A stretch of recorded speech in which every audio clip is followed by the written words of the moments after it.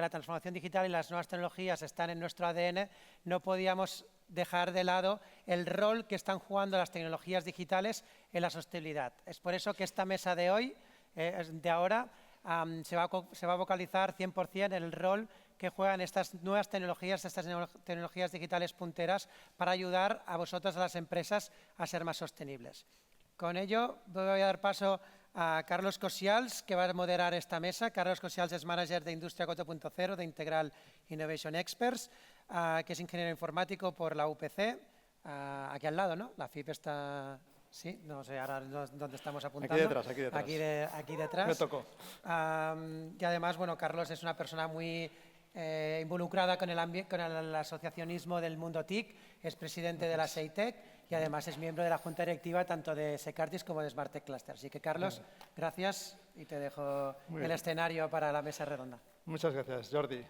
Muy bien, pues hola a todos y a todas. Vamos a atender esta segunda mesa, donde queremos debatir sobre cuál es la influencia de las tecnologías digitales. Hemos visto mucho material, ahora vamos a ver otro material o otra materia, que es la digital, ¿no? Donde vemos cómo la consecución de las normativas ayudan o no ayudan en la sostenibilidad de las empresas y organizaciones, con ánimo de lucro o sin lucro, ¿vale?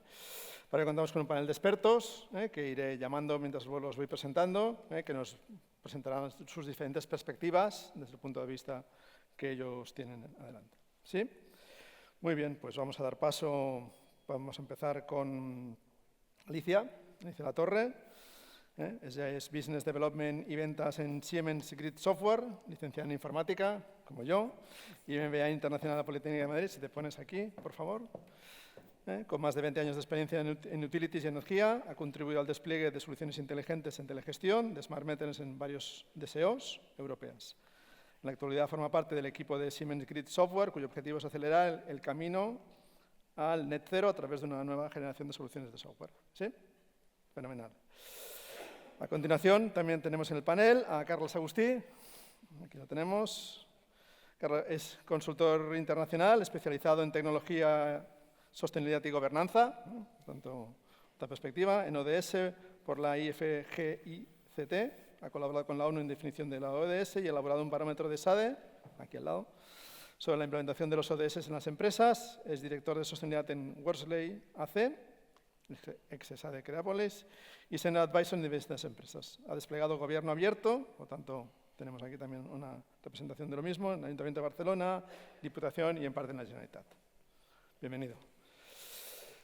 Nos acompaña también Jaime Pérez, aquí lo tenemos, que es Business Development Executive en Cloud Infrastructure en la compañía Software One, con más de 20 años de experiencia profesional en el sector TI, en los que ha gestionado equipos y proyectos con perfil tecnológico en diversos clientes y modalidades de contratación, sólida experiencia en el TI, con conocimientos de servidores, aquí tecnología a mansalva, ¿de acuerdo? Middleware, arquitecturas, entornos de cloud y virtualización, soluciones de alta disponibilidad, bases de datos, redes, comunicaciones y soluciones RP con SAP. Muy bien. Bienvenido. Y por último, last but not least, tenemos a Asier Maiztegui, de Tecnalia, que es director de estrategia y desarrollo de negocio para la descarbonización. Y tienes un currículum, lo resumo, ¿no? Un poquito, ingeniero técnico industrial por la UPV, químico por la Valladolid y Escuela Técnica Superior de Ingenieros de Bilbao, executive en MBA en Dirección y Gestión de Empresas en la UPV y profesores en varios ámbitos. Y has tenido varias responsabilidades como director en el Departamento de Centro de Investigación Tecnológica del Ministerio, ¿no? Sí. Bueno, y mucho más que se lo debemos demás. Vale, pues yo me voy a sentar, ¿de acuerdo? También, para dar paso a mis ponentes aquí en la mesa. Muy bien, pues yo lo que voy a proponeros es que os presentéis, un poquito más de lo que he hecho, pero que apliquéis aquí el sesgo, que suele ser algo negativo, yo creo que aquí es positivo, y que cada uno pues, os presentéis brevemente y que bueno, pues me digáis una pregunta de esas que son fáciles, que es ¿qué es la sostenibilidad para vosotros desde vuestra perspectiva? Por favor, Alicia. Pues muchas gracias por invitarme a participar en esta mesa. Estoy muy agradecida y la verdad es que el panel pues, tiene mucho nivel y creo que vamos a tener una charla muy interesante. Para mí la sostenibilidad, bueno, pues yo creo que se ha hablado ya mucho en lo que llevamos de congreso, es un poco cubrir las necesidades actuales sin comprometer lo que serán las necesidades futuras y siempre manteniendo un equilibrio entre el crecimiento económico, el cuidado del medio ambiente y el ámbito social, ¿no? Entonces, aquí, y con mi background, me has presentado, llevo toda mi carrera dedicada al mundo del software, la tecnología, y enfocado a la energía. Entonces, también se ha hablado mucho que la energía es una pieza muy clave en lo que va a ser la sostenibilidad en el presente y en el futuro. Y creo que hay una serie de palancas que mueven este desarrollo sostenible y con un gran impacto en el medio ambiente, que son lo que se llevan denominando las famosas 3Ds, que en realidad son 4. Estamos hablando de digitalización, por eso en esta mesa vamos a hablar de tecnología. Estamos hablando de la descarbonización, la descentralización. La descentralización se puede ver desde varios puntos de vista.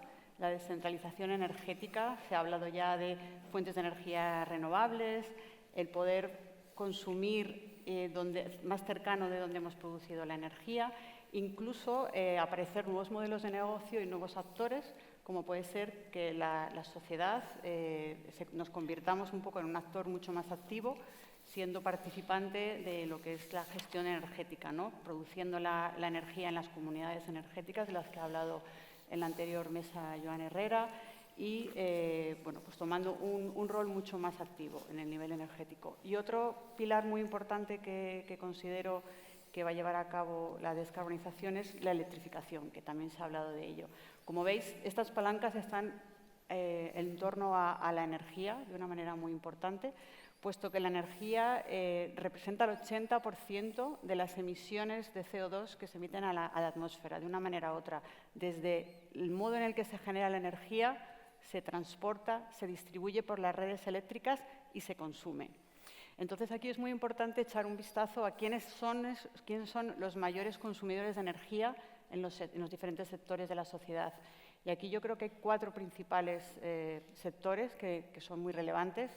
Uno es el sector de los edificios, otro es el sector de la industria, las infraestructuras y me dejo uno importante que es...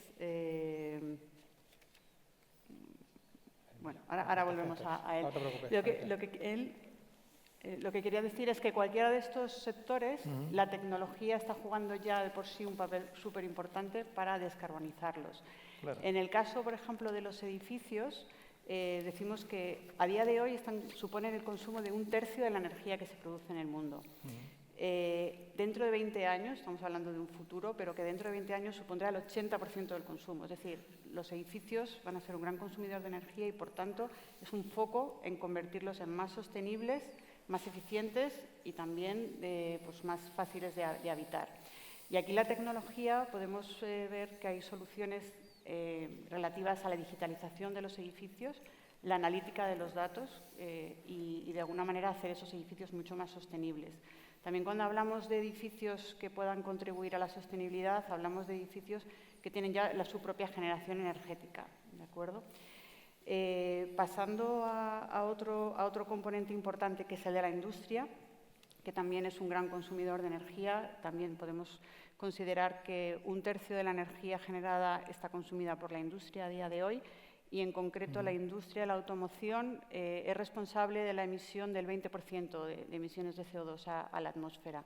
Entonces, aquí la tecnología de cara a la industria pues juega también un rol muy importante, y podemos hablar de lo que sería, por ejemplo, los gemelos digitales. Se están aplicando ya a día de hoy los gemelos digitales, el gemelo digital energético, para poder ayudar a las industrias a ser más sostenibles. Tenemos en Siemens algunos casos ya de colaboración, en concreto, por ejemplo, con la empresa cervecera Heineken, que ha definido su hoja de ruta de descarbonización para convertir todas sus industrias en net zero de aquí al año 2030. Y lo que se han hecho apoyándose en las tecnologías de Siemens es, a través de este gemelo digital energético, analizar cuál es el consumo de estas fábricas de la empresa, identificando que el 70% del consumo está centrado en lo que serían los procesos de calefacción y de refrigeración del proceso de fabricación. Entonces, aplicando una analítica de esos procesos y proponiendo mejoras, se puede aportar una mejora, una eficiencia energética en esos procesos de fabricación entre un 15 y un 20% de eficiencia energética, que estamos hablando de unos valores muy, muy relevantes, que lo que implicaría sería una reducción del consumo de emisiones de CO2 en la atmósfera de un 50%.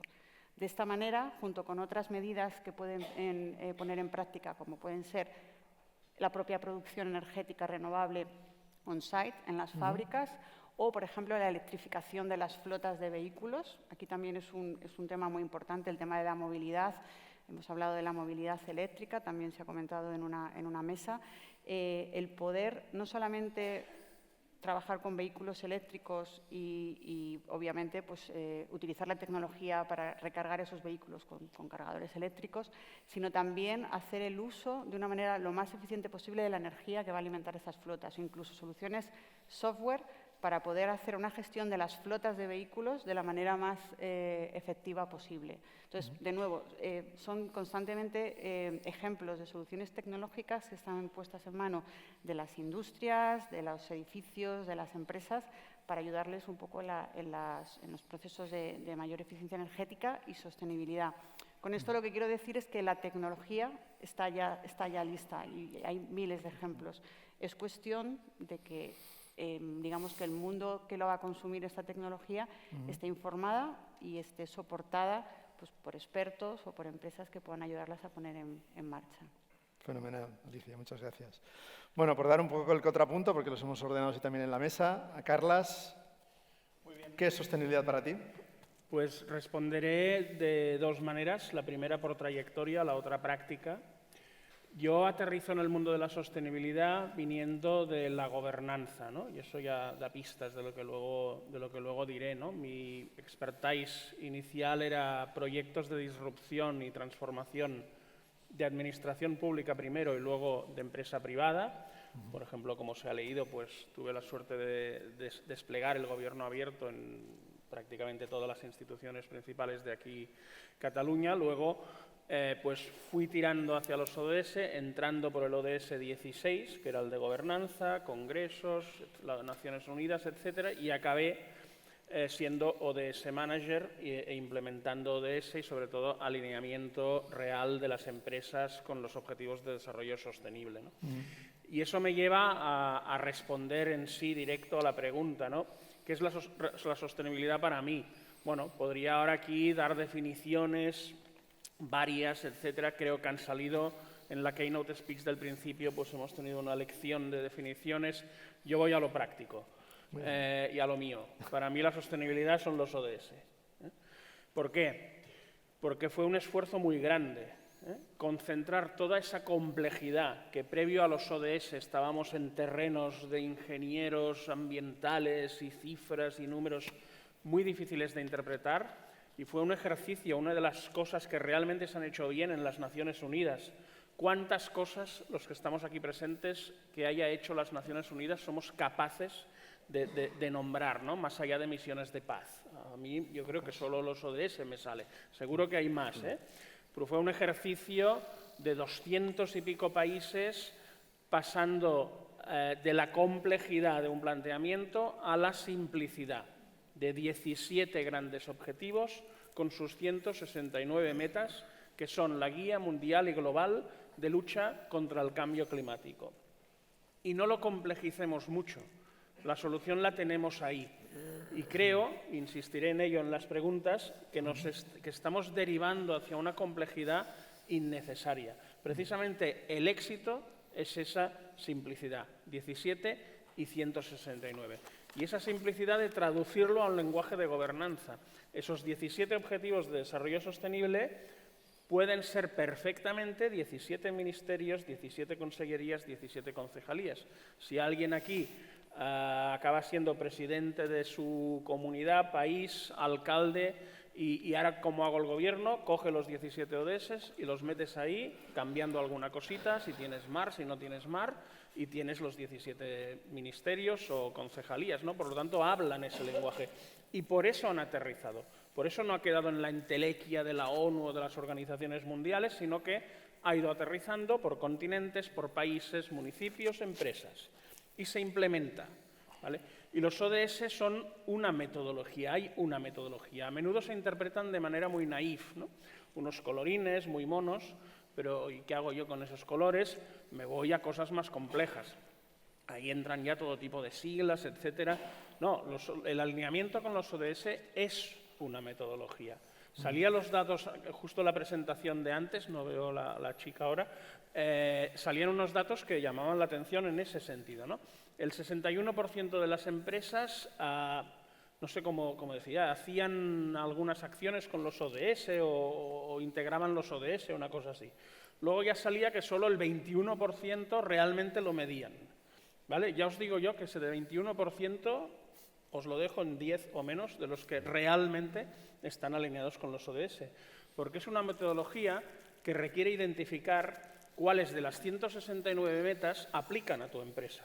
Según el tipo de empresa que eres, misión, visión, valores, sector, dónde estás, qué haces, qué propones, qué proyectos, cada empresa tiene su foto y de esas 169 te afectarán 60, 70, 80, 50, las que sea, cada empresa una foto, y es ahí donde empiezas a analizar en cuántas de esas obligatorias estoy impactando, cuántas obligatorias no estoy impactando, que es el gap sostenible, y solo cuando impactas todas las obligatorias estás alineado con los ODS. Por lo tanto, ahí hay metodología seria, científica y aterrizada y perfectamente comprensible para todos, ¿no?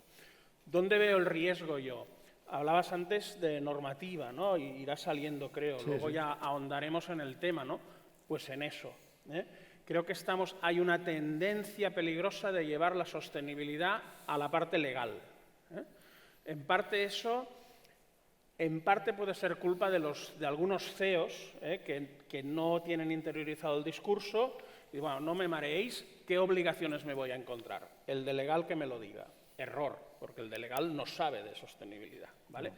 Pero hay una tendencia a complejizar la normativa que te obliga a ello, ¿no?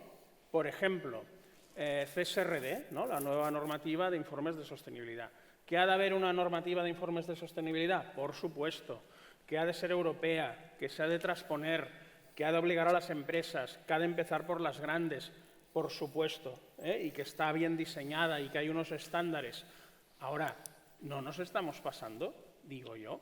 Hay 2.000 criterios ahí dentro. Luego, CSRD, ESG, IDI, empieza a haber un mar de siglas que están trasladando lo que era sencillo y comprensible y que venía de la gobernanza a una complejidad excesiva que nos lleva a unos parámetros excesivamente, como comentaba, en terreno legal, ¿no? Sobre tecnología, entiendo que ya pues iremos hablando en las preguntas. Evidentemente, la tecnología viene a la sostenibilidad, como siempre, como no, para resolver, para ayudar, para resolver lo complejo, para replicar, y será de gran ayuda en esta fase que yo ahora critico o pongo un warning ahí del excesivo paso hacia una excesiva, perdonad la redundancia, normatividad, ¿no? Pero claro, cuando nos aparecen 2.000 criterios en el CSRD, o metes tecnología o no lo resuelves, ¿no? Eso es así. Y la tecnología, evidentemente, sirve en esas primeras fases de las 169 metas, de los 17 ODS, facilitan. De hecho, hay una carrera de softwares, ahora de empresas produciendo softwares que ayuden a resolver no sé cuántas cosas, pero la llegada del CSRD es una muy buena oportunidad, o sea, una cosa no trae la otra, para que la tecnología nos ayude a resolver temas complejos, que es realmente para lo que sirve. Luego ahondamos más en tecnología, por supuesto. Fenomenal, muy bien. Muchas gracias, Carlas.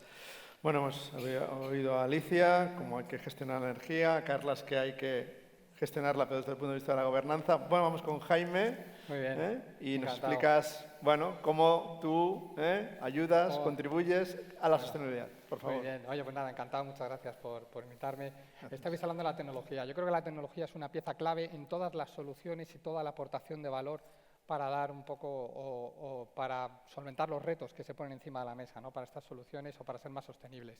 Yo, vamos, lo comentabas en la presentación, llevo 20 años dentro del sector de las tecnológicas, en concreto dentro de lo que son los data centers, las infraestructuras tecnológicas, los sistemas. En estos 20 años sí que he ido he ido viendo un poco la evolución, cómo ha ido evolucionando todo, cómo al principio se empezó y el tema del consumo energético era algo que era baladí, lo que importaba era el resultado, lo que importaba era el cómputo, el procesamiento, cómo poco a poco se fueron haciendo sistemas más eficientes por un tema de coste y cómo a día de hoy, pues bueno, por poner cifras, el consumo energético de data centers en el mundo es el 3%. El 3% del consumo mundial energético se lo llevan los data centers. La previsión es que para el 2030 estemos en el 4% y desde mi punto de vista personal se queda corto. ¿Por qué? Pues porque a día de hoy, como la tecnología empieza a ser una solución para muchos retos, hay una digitalización de la sociedad y digitalización de los procesos productivos industriales, empieza a ser una solución. Existe ahora para mí una componente que va a catalizar todo, que es la irrupción de una solución tecnológica que es la inteligencia artificial generativa, que va a mover un volumen ingente de datos, que va a necesitar una capacidad de cómputo muy elevada. Y pongo datos encima de la mesa. Bueno, para empezar, la compañía NVIDIA, que es la primera del mercado que lleva estos chipsets, se ha multiplicado por 10 en bolsa el último año y medio, que es lo que lleva esto en el mercado. El consumo medio de los servidores que dan capacidad de cómputo ha pasado de 300 vatios a 800 vatios, se ha multiplicado por 2 en los últimos 4 años. Esto hace, y hilo todo, que la sostenibilidad sea una parte inherente dentro de la evolución tecnológica. O empezamos a pensar, y ya se está haciendo con las nubes públicas, los data centers ya industriales profesionales, en ver cómo hacer esto de una manera eficiente, de manera que esta curva exponencial se pueda sostener, o va a ser difícil dar solución, ¿no?, a todo lo que el mercado, los retos del mercado está planteando, ¿no?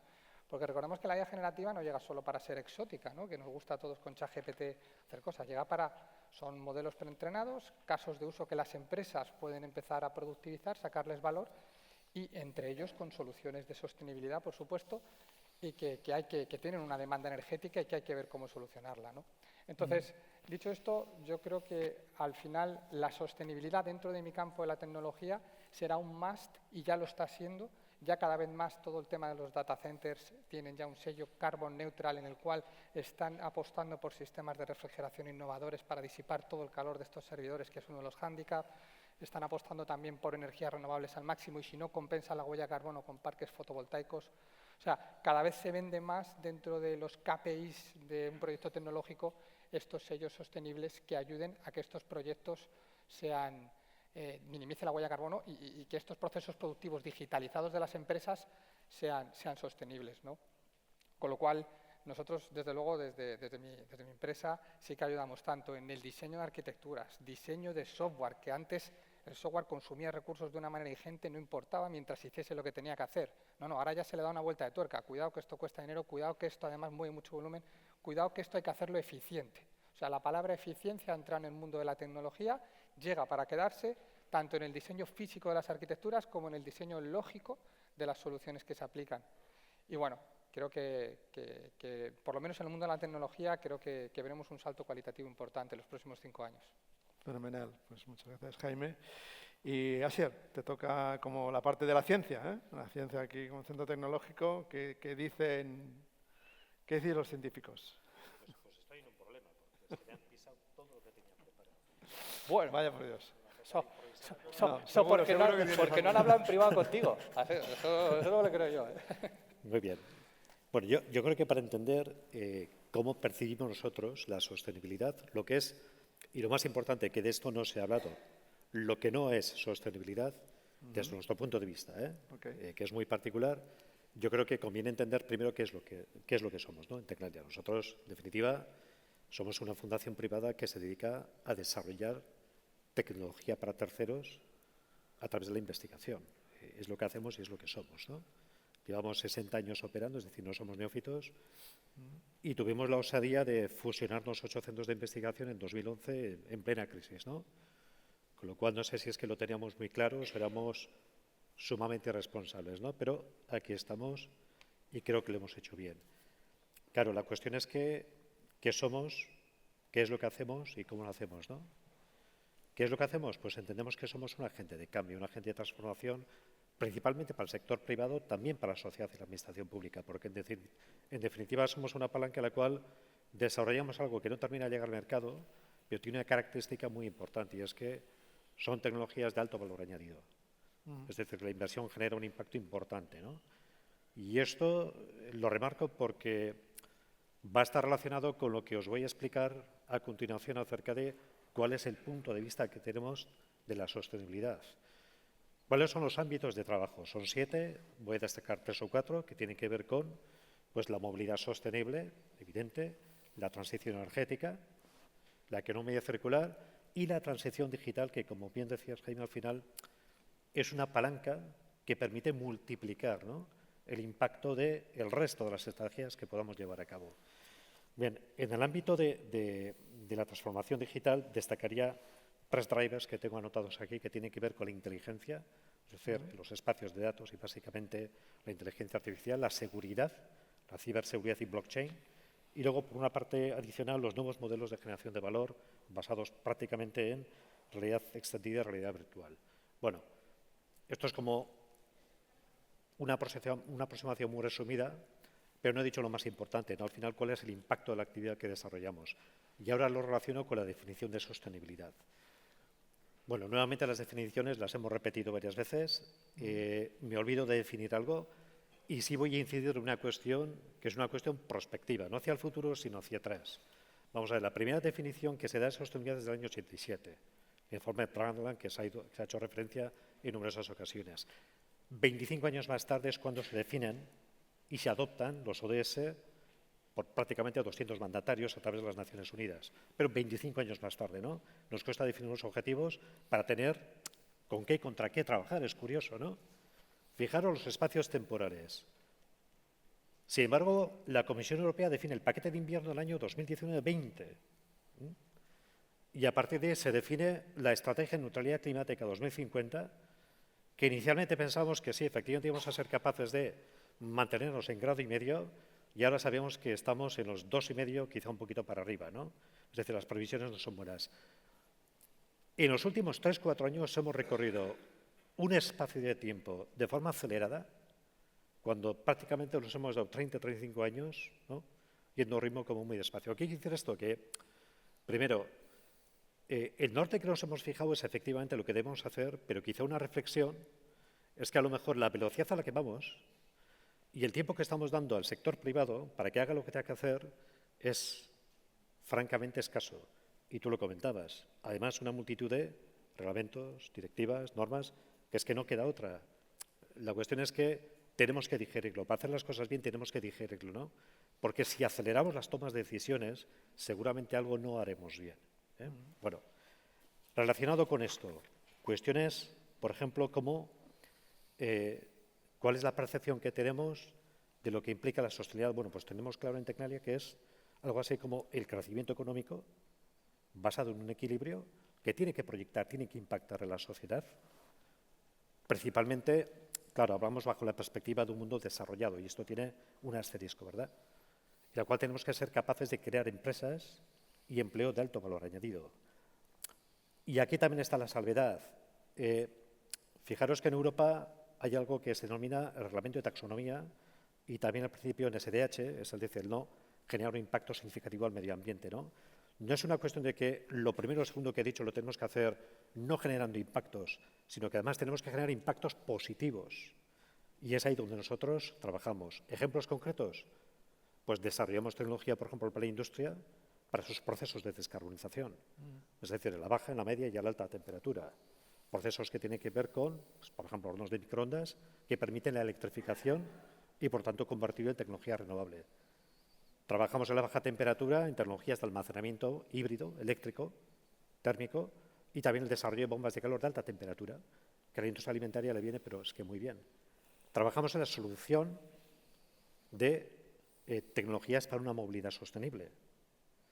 Estamos trabajando también en la generación de vectores energéticos renovables, más allá del hidrógeno. Estamos trabajando en el sector naval en pues, cómo obtener pues, amoníaco y también metanol, además a precios competitivos que hoy por hoy pues, bueno, es francamente una locura. Es decir, estamos haciendo cosas concretas y ahora la pregunta es, bueno, ¿y cómo trasladamos esto a la economía? Pues ese es el valor añadido de Tecnalia. Os plantearía 2 escenarios acerca de cómo lo hacemos. Nosotros en estos momentos tenemos 14 empresas participadas, que son empresas de base tecnológica, Entonces, en los últimos 5 años, estas empresas hemos sido capaces de aportar capital externo a efectos de inversión del orden de 20 millones de euros. Estas 14 empresas han creado aproximadamente una facturación acumulada de unos 15 millones de euros y se han creado 100 puestos de trabajo. Es decir, esa es la manera en la que el desarrollo de tecnología y la investigación tiene que generar impacto, con cosas visibles, cuantificables y perdurables.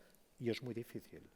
¿Por qué es difícil? Porque la investigación es una actividad cuya naturaleza es de alto riesgo.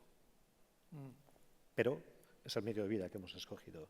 Y además, sin investigación, sin desarrollo tecnológico, no existe transición. Fijaros que la Agencia Internacional de la Energía identifica que de aquí para el 2030, al menos el 20-25% de la tecnología que se tenga que implementar tiene que ser tecnología innovadora, que no está en el mercado. Y esta cifra se incrementa hasta el 50% para el año 2040, con lo cual, sin investigación, sin inversión, no podremos conseguir los objetivos de reducción de emisiones que tenemos a 2030 y ahora también a 2040 con el 90% que pues ha decidido la Comisión que tenemos que conseguir. Cuestiones importantes relacionadas con esto y con esto termino. Fijaros, cuando yo antes os comentaba qué no es la sostenibilidad o cuál puede ser una visión parcial, me explico. La política más importante, porque además arrastra a todos los sectores de actividad económica, tiene que ver con los objetivos de neutralidad climática 2050. Y hablamos de emisiones, GEIS. Pero claro, no tenemos que olvidar que, por ejemplo, la huella ambiental supone otros 15 o 16 indicadores más. Uno de ellos, por ejemplo, la huella hídrica, algo que en este territorio, además, parece ser que preocupa especialmente, ¿no? Entonces, tenemos que tener una visión global de lo que es sostenible y lo que no es, intentando que la priorización de las políticas no nos ciegue, porque cuando llevamos un análisis de ciclo de vida de todas las tecnologías, nos encontramos que todas generan ciertos impactos. Por lo tanto, esa es la primera visión, que quizá el enfoque de lo que es sostenible y no sostenible a veces lo vemos con una visión parcial y no nos ceguemos. Y una cuestión importante, no pongamos la carreta antes del buey. ¿Y a qué me refiero? Me refiero al impacto económico y a la competitividad. Fijaros que en Estados Unidos hace unos meses literalmente se publica la Ley de Reducción de la Inflación. Y alguno dirá, bueno, así, ¿y esto qué puñetas pinta lo que estás diciendo? Pues algo muy importante. Porque la cuestión no solamente es conseguir los objetivos de reducción de emisiones, sino cómo y dónde queda nuestra economía.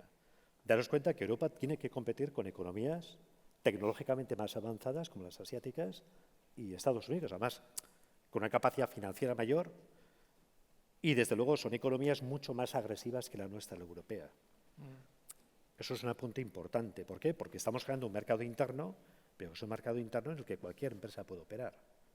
Eso es algo que nos debería preocupar, ¿no? Es decir, no nos podemos permitir el lujo de ir a una velocidad menor que la que pueden ir otros competidores, ¿no?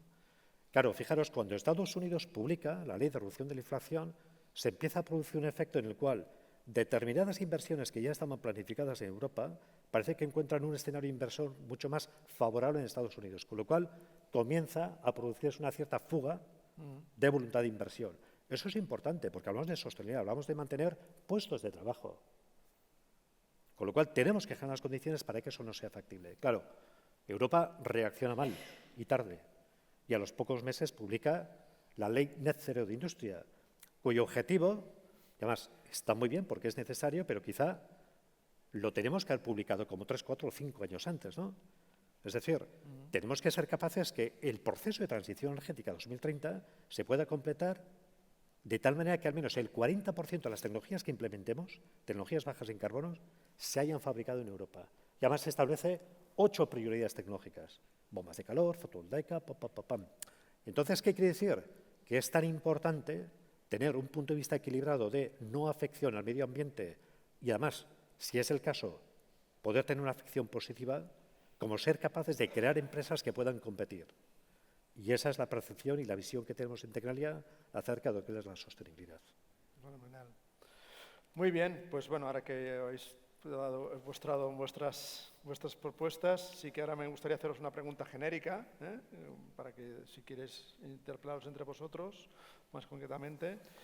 Y bueno, habéis comentado un poco cuál es vuestro posicionamiento, habéis comentado también pues, los casos de éxito, como has comentado tú de Heineken, ¿no? Pero es que seguro, o las normativas, ¿no? Pero ¿cuáles son un poco las reticencias que veis, ¿no? ¿Cuáles son esos obstáculos, ¿no? Seguramente los que estamos aquí todos somos muy creyentes aquí, pero falta mucha más gente, por lo que sea, pero seguramente hay muchos palos en la rueda o retos que hay que sobrellevar, ¿no? ¿Cuáles son los que os estáis encontrando cada uno en vuestras perspectivas? Yo, si me dejáis comenzar con el tema de los retos. Antes he tenido un lapsus y había uno de los sectores de mayor consumo energético que me he olvidado, pero que me va a dar pie un poco también a hablar de los retos. Es justo el que han comentado mis compañeros, el de los data centers. Los data centers son una oportunidad para España de desarrollo económico, puesto que la Asociación Española de Data Centers ha estimado un crecimiento en los próximos 2 años, o una inversión en este país de 8.000 millones de euros en la construcción de nuevos data centers. Bueno, pues la mala noticia es que esto tiene una cierta incertidumbre, hay unos retos detrás de ello, y es que las redes de energía en España permitan el suministro de energía a este tipo de industria, que al final lo que van a traer es habilitar la tecnología que a su vez puedan poner en marcha soluciones de sostenibilidad. ¿Qué ocurre con las redes? Pues que a día de hoy las redes se han construido desde hace 100 años, ¿no? Las redes que tenemos actualmente, y tienen una capacidad. El problema es que estamos hablando de electrificar la sociedad. Esa electrificación, incluso la existencia, el crecimiento exponencial de los recursos de energía distribuido, todo el tema de renovables, va a implicar que las redes actuales tengan que duplicar su capacidad. Es decir, si nos ha llevado 100 años construir las redes eléctricas que tenemos a día de hoy, el poder duplicar la capacidad no va a haber un tiempo material. De alguna manera también es una inversión que tienen que hacer las empresas de energía, que a su vez son un negocio regulado, hay un PNIEC, hay una serie de inversiones. Entonces, al final, pues esto puede ser uno de los riesgos que ponga en marcha. De hecho, si hablas con las compañías eléctricas, uno de sus grandes problemas es poder dar respuesta a dónde construir esos data centers. O sea, se tienen que volver micos para habilitar esto, ¿no? Otro tema que creo que es también muy importante es el tema de las inversiones y cómo financiar todos los proyectos de sostenibilidad en los diferentes sectores industriales de nuestra economía, ¿no? Y para eso juegan un papel muy importante de los PERTE, que hasta ahora no se han comentado, pero creo que es muy importante al menos mencionarlos, puesto que al final están enfocados, hay como 11 PERTEs distintos para diferentes industrias, empezando por la industria del agua, que he comentado Asier. Estamos hablando mucho de electricidad, pero el agua al final es otro recurso energético que desgraciadamente ya sabemos todos que es muy escaso, y ahí pues, las compañías están empezando a digitalizar la industria del agua, que era una industria muy tradicional, pues para hacerla más óptima, para detectar fugas, para hacer un poco un uso no solamente de lo que es el tratamiento del agua, hacerlo mucho más eficiente energéticamente, sino, por ejemplo, eso, reducir pérdidas. En el sector de la electromovilidad, pues también tenemos PERTE de ayuda al sector de la movilidad eléctrica, la sostenibilidad, la descarbonización de la industria. El sector naval es muy importante, la descarbonización de los puertos. España es un país rico en costa, y tenemos pues, más de 40 puertos en todo el territorio nacional. Y los puertos pues, tienen una labor muy importante de descarbonización, porque son unos grandes emisores de gases de efecto invernadero. Una de las soluciones que van a tener que poner en marcha los puertos es el OPS. Para el que no conozca las siglas OPS, es el Offshore Power Supply. Digamos que es un cargador eléctrico, pero en vez de coche o camión o de autobús, pues para los barcos. Es decir, para cuando llegue a Barcelona un crucero y pase un par de días en el puerto de Barcelona, en vez de estar contaminando las aguas, consumiendo combustible, porque al final un crucero es un gran hotel con miles de personas que tiene que seguir dando servicio, ¿no? Entonces, el poder conectar a la red eléctrica ese barco pues, es una manera de descarbonizar el puerto y que requiere también de soluciones tecnológicas. Claro. Con lo que voy con todo esto es que existen el sistema de los PERTES, las ayudas, pero un gran obstáculo puede ser cómo se dinamizan, cómo se gestionan. Hay muchos proyectos, hay mucha tecnología detrás de ello. Eso está dinamizando el I+D, que comentaban también mis compañeros dentro de las diferentes, el tejido empresarial, pero es muy importante que esos PERTES se puedan gestionar para que la economía del país crezca. Muy bien. Pues te situaré 5 retos, dificultades en la implementación de la tecnología en temas de sostenibilidad que nos hemos ido encontrando, ¿no? De entrada, pues la complejidad, ¿por qué no? Hablaba antes de una creciente complejidad normativa, de esos 2.000 criterios o 1.000 y pico que hay en el CSRD que todavía está por ver y por transponer. ¿Vale? Esto evidentemente pues, dificulta el desarrollo de herramientas que ayuden a resolver estos problemas.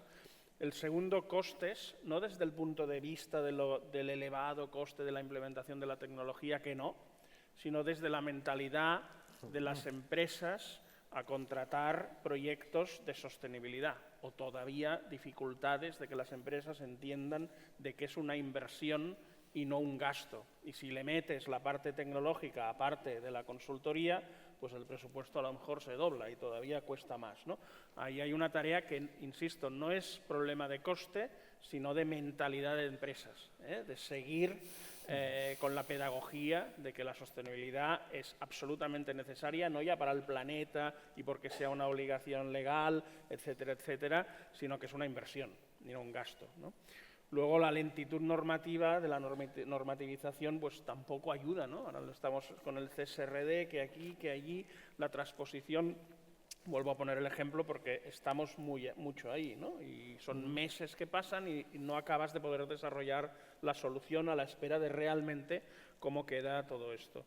Luego, la parte de softwares que he comentado antes, el cuarto elemento sería la implementación de las tecnologías avanzadas en soluciones para la sostenibilidad, ¿no? Aquí se ha hablado, ¿no?, la inteligencia artificial regenerativa y toda la identificación de tendencias y la automatización de procesos que esto puede producir, la gobernanza de datos, el papel que la blockchain puede jugar ahí, todo esto tiene una complejidad que también está ahí, ¿no?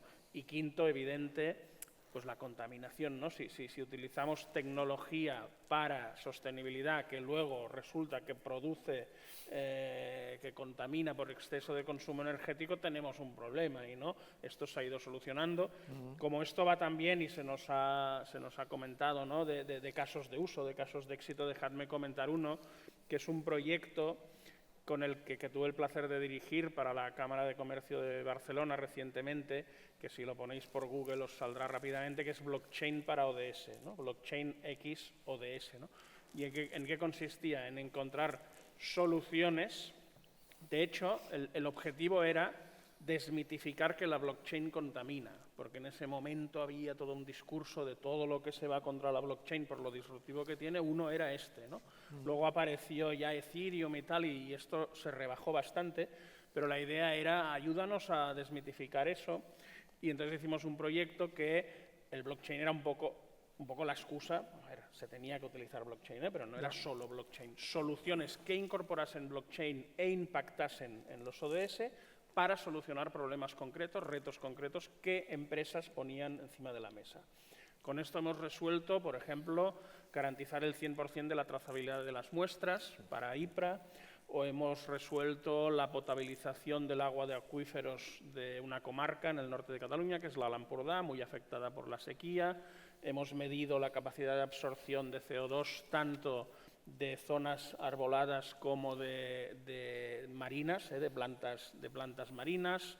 Hemos trabajado el retorno que un producto concreto de Fritz Rabic puede producir. Una serie de soluciones muy prácticas para empresas con blockchain impactando en ODS y desmitificando la contaminación. Como caso de uso de éxito que es muy fácil de localizar en Google por si queréis verlo. Muy bien. Jaime, ¿qué retos te pues encuentras tú? Yo uno menos que... Yo 4, para simplificar un poquito, ¿eh? Bueno, el primero, me repito un poco como dice los data centers, lo que pasa es que yo lo enfoco de otra manera, es decir, sí que hay un reto por modernizar estos data centers, por hacer ese crecimiento, por adelantarte a esa demanda. El reto que nos encontramos nosotros, ahora como consultora tecnológica, es la adopción de esos data centers, es decir, salir del modelo antiguo, salir del coche diésel, irte al coche eléctrico. ¿Qué ventajas me produce a mí? Si a mí me lleva del punto A al punto B, si a mí esto me soluciona la capacidad de cómputo.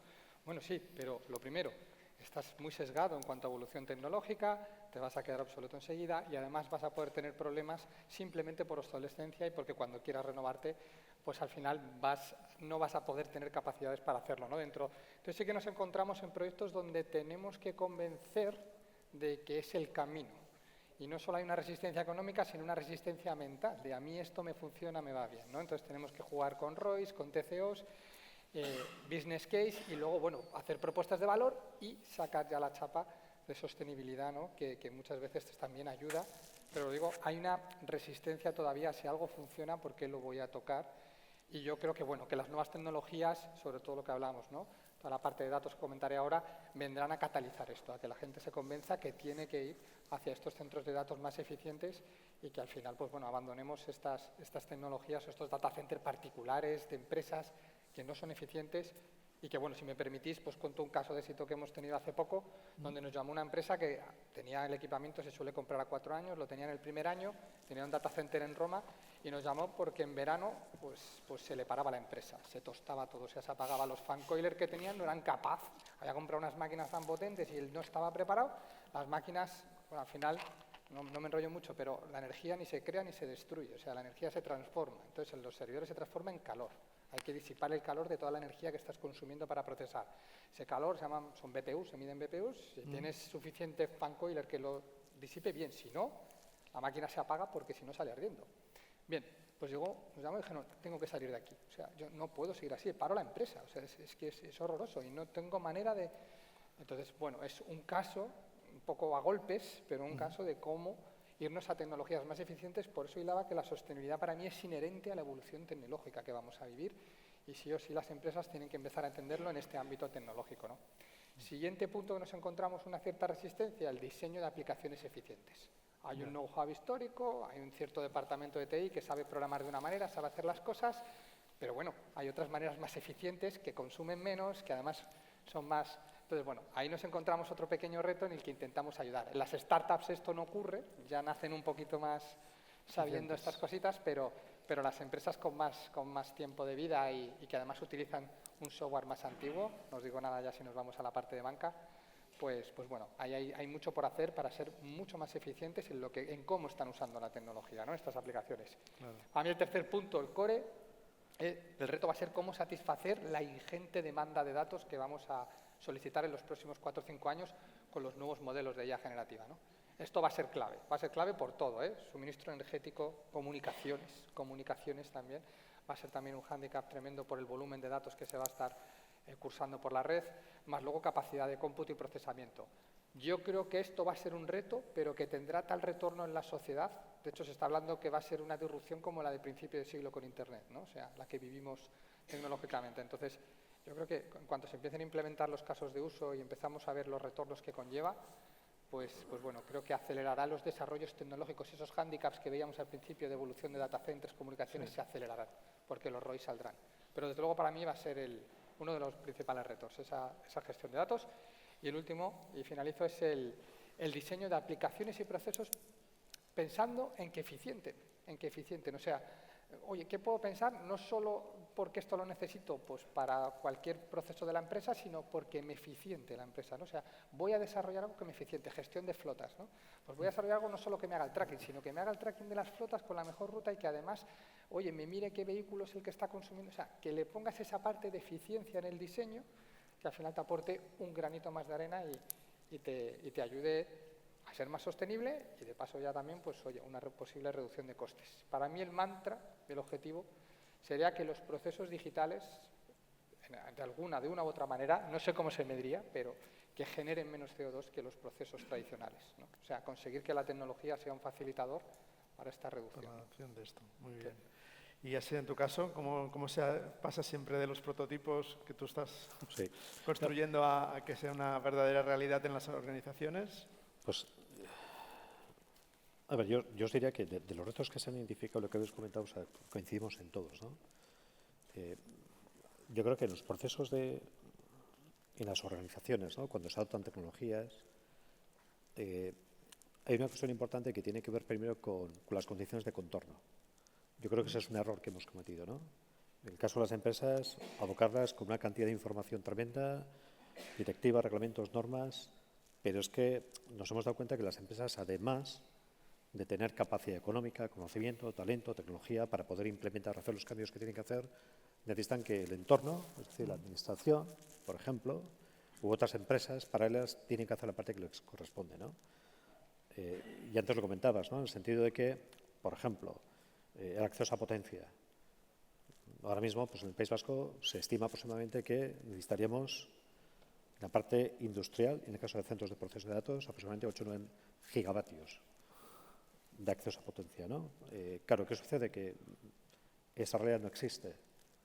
Con lo cual, ¿de qué sirve que una empresa con una hoja de ruta para descarbonizarse cuando no tiene dónde enchufar? ¿Para qué se va a electrificar? Entonces, es que, vuelvo a decir lo mismo, a ver, el sentido común y la racionalidad es muy bueno para todo en la vida y para esto también. Entonces, si exigimos, demos las condiciones de control necesarias para que cada cual haga su parte. Y es que eso, el problema es que no se va a solucionar en un plazo de tiempo menor.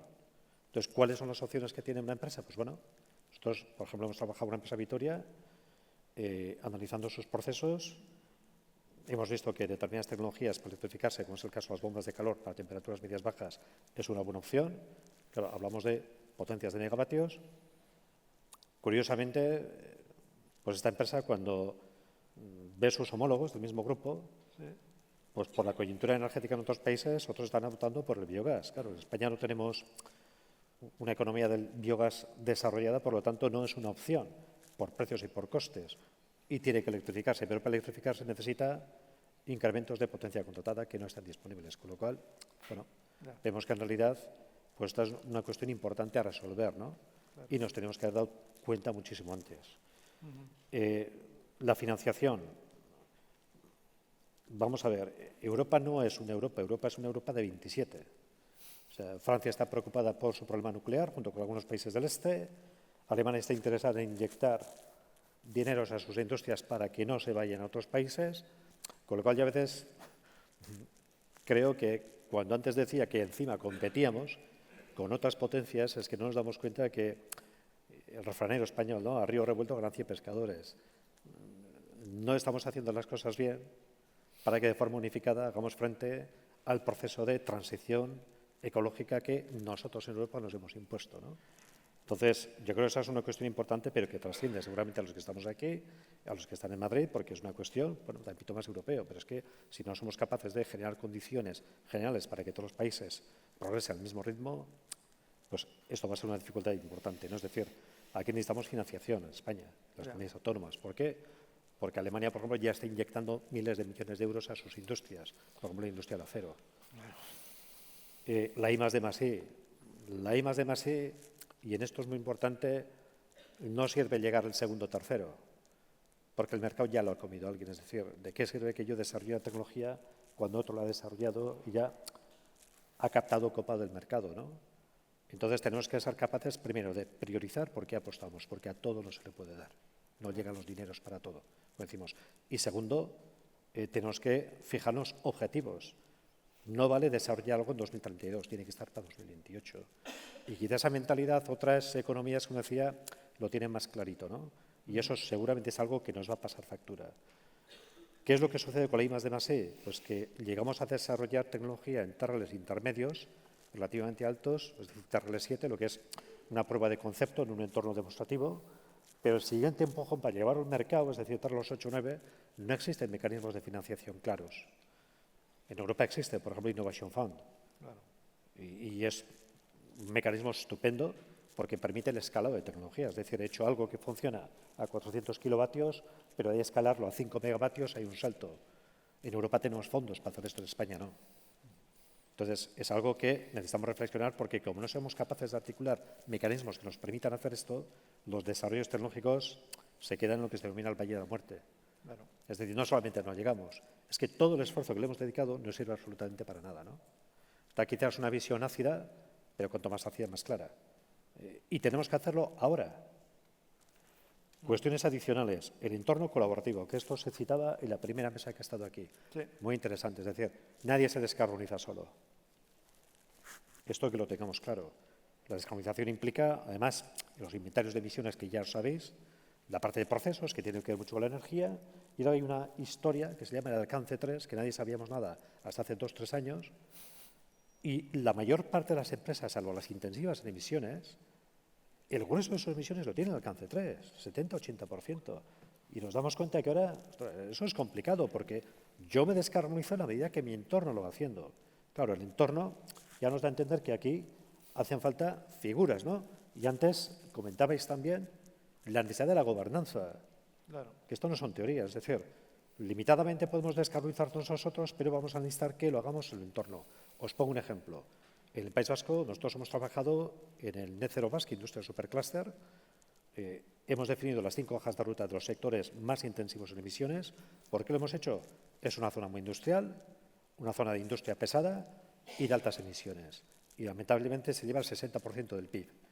Con lo cual, o somos capaces de ponerles un tapón a las emisiones, o nuevamente digo que los puestos de trabajo en el País Vasco se resienten. Entonces, con acierto, el Gobierno vasco lo que ha hecho ha sido analizar ese sector, 5 tipologías de sectores que son críticas, y hacer la parte que le corresponde por identificar por dónde tienen que transitar o cuál es la parte viable. Primer paso que hemos dado. ¿Cuál es el segundo paso? Generar hubs. Hubs de economía circular en la que hemos detectado, estamos detectando cuáles de los residuos de algunas empresas, sean energéticos o sean materiales, pueden ser de beneficio para otro tipo de empresas. Es decir, si uno genera hidrógeno y le sobra, como es el caso de Petronor, ¿cuáles son las empresas que pueden necesitar las acerías hidrógeno para sus procesos? Es decir, una perspectiva de simbiosis, de economía circular, en la cual tenemos que ser capaces de generar autopistas para que la descarbonización cruzada sea de beneficio para todos. Y esto no es una cuestión solamente donde el sector privado tiene que poner la pata que le corresponde, también la Administración. Es decir, es un proceso de acercamiento entre todos. Son las cuestiones que destacaría. Algo muy meritorio, ya que está Guillermo aquí, lo citaría, es que nos hace falta nuevos mecanismos para hacer cosas, nuevos mecanismos incentivadores. Y, por ejemplo, el hecho de que ahí es por medio de los CAEs es un acierto. ¿Por qué? Porque no soluciona el todo, pero sí soluciona una parte muy importante. Claro. Quizá con otras cosas más parecidas a los CAEs seamos capaces de que la industria transite mucho mejor en ese esfuerzo, ¿no? Con lo cual, quiero decir que esta iniciativa hay que ponerla en valor y, de hecho, a la tarde, hablaréis acerca de ello. Muy bien, fenomenal. Pues creo que nos hemos comido bastante tiempo. Sí que nos queda tiempo para una pregunta, 2 preguntas de la audiencia que también tengan opciones. Una, me dicen solo desde la organización. ¿No? No hay ninguna pregunta. ¿Hay hambre? ¿Sí? Francesc? Espera. A Ser ya lo apuntaba, ¿no? Al final no es un tema individual, que escuchándoos parece un poco que cada uno hace la guerra por su parte. ¿Cómo favorecería el ecosistema? Porque al final se ve que hay diferentes miembros dentro de ese ecosistema y uno es la administración. Se ha hablado muy poco de la administración. Sí que ahora sí lo ha comentado puntualmente. La pregunta iría, ¿qué creéis que tendríamos que hacer a nivel local, ayuntamientos, regiones y Estado para favorecer ese ecosistema donde hay las empresas integradoras, las empresas finales, esos centros de investigación, las universidades? ¿Qué creéis que tendría que potenciar la Administración en esos diferentes ámbitos? Pues, mira, yo te voy a contestar además desde la praxis, ¿no? Me lo has puesto muy, muy fácil porque otros han hecho ese trabajo que yo ahora lo cuento, ¿no? Bueno, nosotros hemos sido partícipes también, pero en fin. Esto ha estado pilotado por la Administración y lo primero que ha hecho ha sido congregar a los agentes necesarios. Es decir, esto se ha hecho en colaboración con los clústeres, el sector privado. Lo ha pilotado el clúster de energía y no ha dejado a nadie atrás, eso es importante. Todo el que tuviera algo que decir ha estado inmerso. Entonces, la Administración ha tomado el liderazgo. No quiere decir que ellos, establezcan los fondos para solucionar el total del problema. No es que los demás estemos esperando para que nos diga qué es lo que tenemos que hacer. Asume el liderazgo y además coordina una actividad con el sector privado a través de los agentes necesarios. Aglutina a todos los centros de investigación, en este caso del País Vasco, solamente Tecnalia. Tercero, cuando se definen esas hojas de ruta, no es algo que se quede en el cajón. De hecho, ahora mismo se ha licitado la parte 2. Es decir, vamos a ver cómo continuamos con esa identificación de tecnologías, o bien que están en el mercado y son las que nos solucionan a corto, o bien las tecnologías que tienen que venir y que otros agentes tendréis que desarrollar para que la demanda, lógicamente, las tenga disponibles en 5 o 6 años. Otra cuestión adicional. En ese entorno no hemos analizado solamente la demanda, es decir, dónde está la problemática. sino que uno de los propósitos importantes era activar la oferta, las cadenas de valor. ¿Por qué? Porque, vuelvo a decir lo que inicialmente estaba comentando, tanto más importante que ser neutros en carbono es que seamos capaces de generar actividad económica. Claro. Si una empresa deja de existir, si una empresa quiebra, no os preocupéis, que ya no tiene huella de carbono. Entonces, quiero decir que esa es una visión también ácida, pero realista. Y creo que tenemos que tener esa visión, ¿no? Entonces, el liderazgo de la Administración, claramente, rodeado de todos los agentes sector privado necesarios y las cadenas de valor. Nosotros en las cadenas de valor, ¿qué es lo que hemos intentado? Que, por ejemplo, las ingenierías, proveedores de tecnología, desarrollen nuevas soluciones porque ya hemos identificado dónde está la demanda. Quiero decir, porque además esa demanda es una demanda local, pero que se reproduce en el panorama internacional. Acerías hay en todo el mundo, cementeras también. Entonces, eso es muy importante porque trabajamos con empresas que quieran desarrollar soluciones, pero con la perspectiva de que en 3 o 4 años eso pueda formar parte de su portfolio, ¿no? Y luego una cuestión pues muy importante y es, como dice el dicho, ¿no? A Dios rogando y con el mazo dando. Es decir, el año pasado el Gobierno vasco puso, además del PERTE de descarbonización, allí mismo en la comunidad autónoma, unos cuantos millones para que las empresas descarbonizaran sus procesos. Y este año ha puesto el doble de los dineros que corresponde, con lo cual quiero decir que eso es muy importante porque a mí me parece que es una medida, una visión ejemplar de os digo lo que hay que hacer, yo lidero, os acompaño y además pues catalizo esto de alguna manera, sabiendo que siempre existen limitaciones, ¿no? Muy bien. Sí, Carla, si cerraríamos aquí la sesión. Sí, Sí, yo, hablando de administración especialmente local, yo te diría 3 cosas. La primera, creer, porque ahora mismo, siendo los ODS un proyecto, la sostenibilidad, sobre todo ODS, un proyecto que surgió del mundo público para pasar al privado, ahora mismo las empresas han pasado al sector público en implementación de la sostenibilidad. Están más avanzadas las empresas, el sector privado, que el propio sector público, que habla mucho de ODS, sobre todo de ODS. A la empresa privada es más complejo porque le afecta ESG, CSRD, varias cosas. En el mundo público es más sencillo, es los ODS básicamente. Pero se habla mucho, pero se hace poco. Por lo tanto, lo primero, implementarlo tú, lo que hablábamos antes, alineamiento con los ODS, en los ayuntamientos locales hay en lo que se llama el Plan de Acción Municipal, el PAM, que tiene ese nombre raro, alinéalo bien con los ODS, pero bien, no cosméticamente. Por lo tanto, lo primero, creer. Lo segundo, evidentemente, promover, priorizar. El ayuntamiento, los ayuntamientos, la administración prioriza políticas. Ahí vienen luego ayudas, vienen priorizar. Que no se quede solo el tema en el discurso. Y luego poner el foco en 2 cosas. Esto no va solo de administración y empresas, fundaciones, tercer sector social, se hablaba antes de clubes deportivos, etcétera. Todo el mundo ha de adoptar la sostenibilidad. Y segundo, sin contradecir lo primero, ayudar a pymes, ayudar a las pymes. La empresa grande tiene capacidad, tiene recursos humanos, económicos, obligaciones y está puesta. Pero si nos vamos a pymes, todo eso no está y necesitan ayuda. Por lo tanto, ayudar a pymes. Muy bien. Fenomenal. Pues muchas gracias por vuestras participaciones a la audiencia y damos paso ahora aquí al maestro de ceremonias que nos conducirá en adelante. Gracias.